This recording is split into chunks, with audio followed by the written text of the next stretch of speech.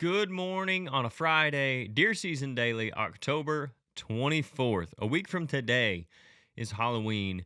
That's one of the best days, in my opinion, of the whole season. So I'm excited about that. And then after that is the best month. The month we wait for all year is just over a week away. But for now, we're going to talk some pre-rut stuff. We're going to talk calling today. Don't have any news on that front. And of course, we're going to talk about the weather and movement predictions for today. But before all that, don't forget about our partner for deer season daily. That's Rack's Big Game Supplements. You can go to racksmineral.com and check them out. Our website is ridgehunteroutdoors.com. If you guys find anything on there that you want, if you want to try our scent, use the discount code RHOPOD. That's all caps, no space. You get 10% off your entire order. If you're on YouTube, make sure you subscribe. We're getting closer and closer to our goal of 10,000. Appreciate everybody who already has subscribed. If you're watching this on YouTube, go ahead and hit the like button. No one can even see that you're the one that liked it. I can't even see who likes it. I just see that it has likes, and that really helps the videos out. So do comments. So if you guys have any thoughts on anything we're talking about today, leave them in the comments. I try to reply to most of them, unless you're just being a jackwagon and saying something dumb. I try to reply to you, and even some of those I reply to.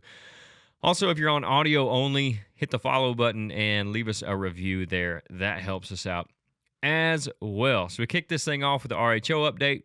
We do have a full draw Friday coming out later today. Me and Austin are supposed to record that actually early this afternoon. So it'll be mid-afternoon, early evening when that full draw Friday comes out. But we're going to be talking everything pre-rut. What the pre-rut is, how you should hunt it, what the bucks are going to be doing, kind of why they're doing what they're doing. All that kind of stuff is going to be on that full draw Friday. I'm looking forward to it. I think it'll be a good one for you guys to check out as we get into really the best part of the pre-rut here over the next week. So that'll be a good kickoff for that. You guys can hopefully take something away from that and be successful over the next week. Talking shop, there's nothing new again there. We'll see how much rain this weekend brings and then check back in Monday. I've said this before. Mondays are going to be the biggest talking shop episodes because most guys are getting out and hunting on the weekends until we start getting into like vacation day time in November, those first few weeks in November, and then of course gun season. But we're going to wrap these deer season dailies up around gun season too, so I'm not sure what that's going to look like quite yet, but you guys have been listening, you guys have been watching, so I'm keeping doing them for now. I appreciate all that. But again, on talking shop, Monday will be the big update on that. I suspect we'll have some deer in tonight, probably tomorrow, being that it's Saturday, and then Sunday it's supposed to rain, so it just depends. I think it's not supposed to rain Sunday morning, and then it is supposed to rain in the afternoon. So we usually still do get a few in when it's raining, but it just kind of depends on that weather. It may not be as good if it does rain in the afternoon, so we'll see what Monday brings on Talking Shop. Like I said earlier, I don't have anything on the news front today. I kind of went through there. There's a bunch of stuff about hunting accidents, which goes back to what I've said on a couple of these episodes now. Is just be safe out there and be smart. One of them wasn't even a hunting accident. I mean, it kind of was. The guy was found in his deer stand and he'd been shot. He had a gunshot wound. But the investigation found that it was not hunting related. So that could be interesting, but not really for a hunting podcast maybe. That'd be a whole different show. I'm sure there's some stuff going on there. It might be on like a crime podcast one of these days. So that takes us to weather and movement predictions. Low of 36 this morning, which is going to be awesome. I love it when the temps are in the 30s. I like it when the highs are in the 30s, but when the lows are in the 30s, especially like this week of October, that's going to be good. But then the high is supposed to be 64. Yeah, you heard that right. Almost a 30-degree difference throughout the day. Welcome to Southern Illinois. If you guys are unfamiliar with our temperatures, that's how it goes for us a lot of times, especially in the fall. 36 in the morning, 64 in the afternoon. I don't know how you dress for that. A flannel, I suppose, and a jacket in the morning, and then you can shed the jacket later. It just is what it is. I don't know. We've been dealing with it our entire lives here in Southern Illinois. So you kind of get used to it, I guess. Take the good with the bad there. I'm taking the 36 in the morning, and we'll see what happens in the afternoon. It's supposed to be partly cloudy to cloudy most of the day, so it might feel a little bit cooler than it is, so that will be good. There's not supposed to be much wind, if any, this morning, and then really later in the day, not supposed to be much wind there either. I think the highest prediction I saw was like 5 miles an hour. And that was southeast to east later in the day. That's saying northeast in the morning, but it literally said 0 miles per hour for the wind in the morning. So thermals are going to be playing a big role for the morning again, because also the pressure is supposed to be 30.3. It's actually supposed to rise up until about 8 o'clock. It's supposed to peak around 30.3 and then come back down and settle around 30.25 for the rest of the day. So thermals are going to be going up in the morning for sure, even though it's not going to be real sunny. I would expect the morning is going to be better than the evening today for mature buck movement, mostly due to the temperatures. We talked about that before. Put on a winter coat, go outside. You don't want to run around when it's 65. You'd rather do it when it's 36, and the bucks are the same way. Mid to high 30s, and that high pressure should have them on their feet, whether that's getting back to bed late or checking scrapes, that kind of stuff. I think there'll be some mature bucks on their feet this morning in daylight. You just got to be in the right place to see them. You may get some pictures of them even if you don't see them from your stand. I would expect there to be some mature bucks right around daylight this morning. If you're going out, get on a scrape line or a ridge top. If you can't do that, get around some doe bedding or feeding areas. So if you've got fence rows and ag fields and you can get close to some timber where some does are bedding and there's a little bit of buck sign around, that could be a good place to be. That's probably your best bet right now. Or if you've got a field where does are going out to feed at night, you might try that. You might at least be able to lay your eyes on a buck, going and checking, looking for those first does. Because there might be some real early does, or at this point, it wouldn't even be really early.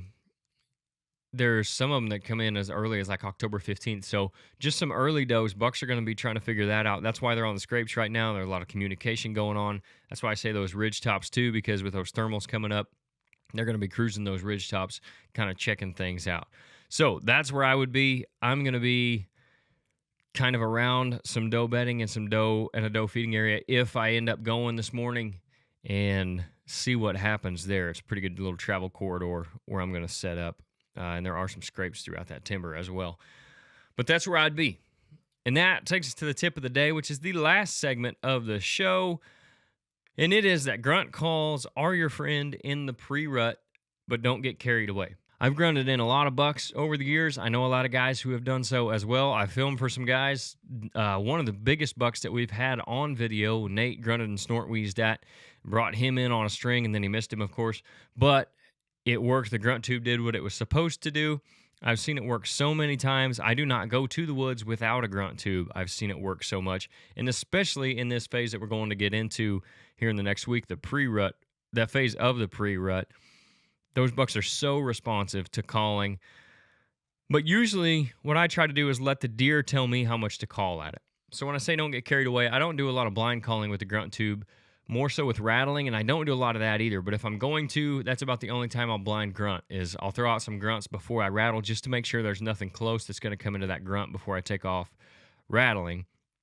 But I don't go out there and just start blowing on a grunt tube and hoping something hears it or overdoing it. Also, even when I see a buck, I try not to get carried away about calling at him, even though it seems like he's not responding or whatever. And that's why I say let the deer tell you how much to call. What's he doing when you see him? Try to read his body language. Does he seem aggressive? If you have pictures, is he normally with other deer? Is he being run off by other bucks? Is he running off other bucks? If he seems like that aggressive deer, if he seems like the bully buck of the area, he's probably going to come into a grunt call, maybe on a string. That's what that deer Nate shot at was doing. He had just ran off another buck, actually. He was the bull of that woods. He grunted and snort wheezed at him, and he wasn't having it. He was coming in to check and see who was trying to intrude on his area, and he was going to do something about it. So if you have those deer that are aggressive, even if they don't seem aggressive, sometimes you can grunt them in. But I would start with a softer grunt and then see what they do after you grunt. Check the body language there too. So sometimes you may think they don't hear you, but it might be something as subtle as their ears turning. And if that ear turns towards you, he probably heard you. He just didn't care, even though he kept going. They don't always stop and look. If they stop and look, that's when I quit. So I will grunt at a buck maybe a couple times. If I think he didn't hear me, if I didn't see something that told me that he heard me, I might grunt again. And then if he stops and looks at me, I'm done. If he takes off walking again, I might throw in one more grunt, depending on the situation and how desperate I am. But most of the time, if he looks and I know he heard it, I'll just leave it alone. Because although he didn't just turn and come right to me, that doesn't mean he's not coming around later. Especially these older, mature bucks.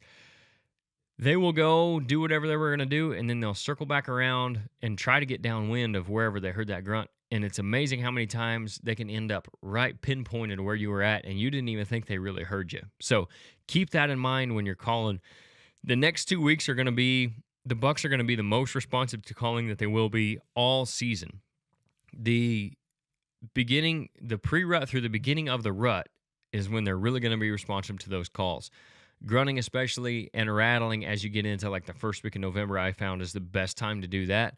The second best time would be the post-rut, so like early to mid-December, and it all has to do with how many does are in estrus, right? So when they're all trying to find those first does and when they're all trying to find those last does, that's when they're more apt to come in and try to run off another buck that they think is trying to slip in on them and get to those does. So that's my tip of the day. Take a grunt call with you. Use it cautiously, be smart about it, but absolutely take it out there and don't be afraid to use it. It could be the difference in killing that buck and watching him just walk off. I appreciate everybody tuning in today.